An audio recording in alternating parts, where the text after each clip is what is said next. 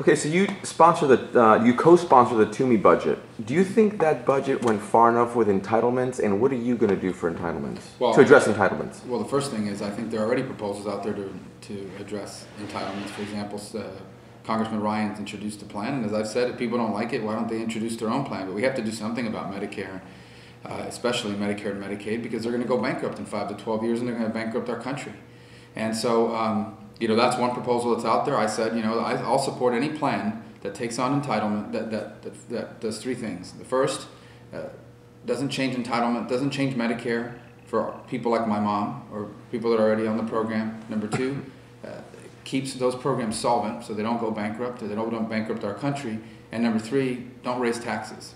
Those are the three conditions. I'll support any plan that does those three things. The Ryan plan does that, and the Toomey plan leaves the door open for that as well.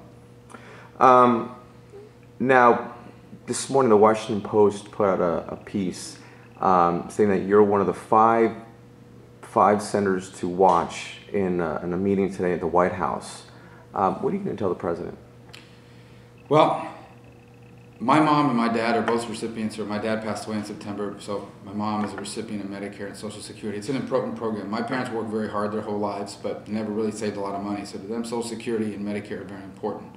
I especially saw the importance of Medicare during the last year of my dad's life, and even now my mom has ongoing health issues, as many people 80 years of age have. These are very important programs. They're important for my parents, and they're important for my mom, and people like them.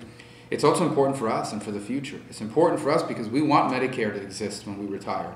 We want Medicare to exist when our children retire. But we also can't allow Medicare to bankrupt itself and bankrupt our country.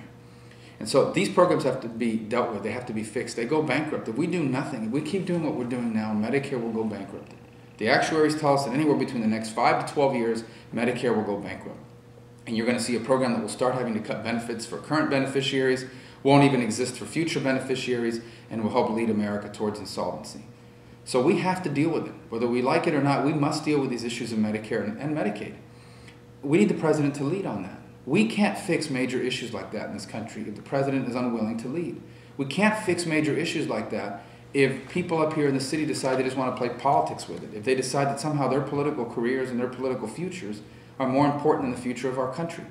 And so at the end of the day, all politics aside, this president must lead, because we cannot fix that issue. We cannot fix those issues unless the president leads on that. And I'm going to ask the president to lead on that.